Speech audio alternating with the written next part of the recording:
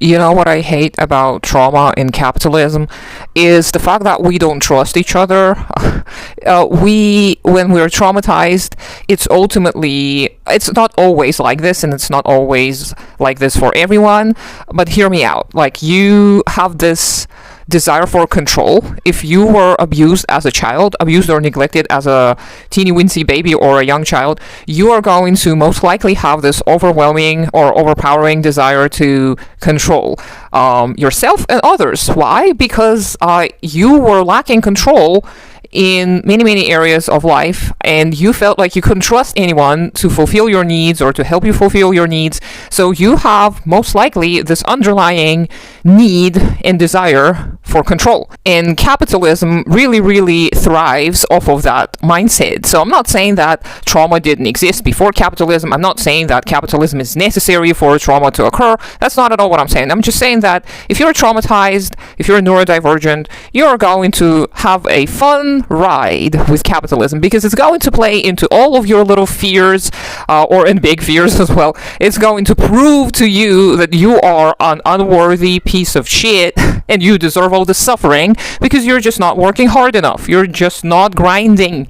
You're just not pulling hard at those bootstraps or whatever it is you American folks came up with.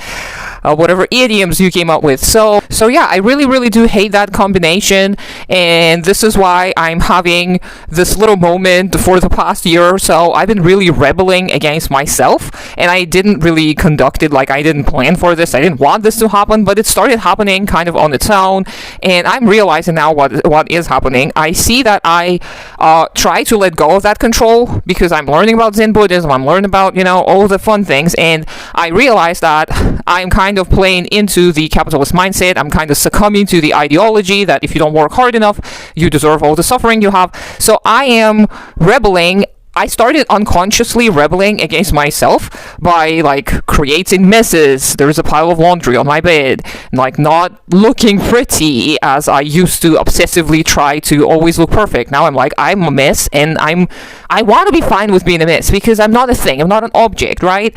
So, but it's very hard. Like, and if you go through this process ever, it's going to be hard. It's going to feel counterintuitive. It's going to feel like you are compromising, yourself, like you're compromising your integrity, like this is the wrong thing to do, like you're stupid, and people are going to look at you and be like, oh, they let themselves go. Oh, look at them. They became lazy and unorganized and whatever, disorganized.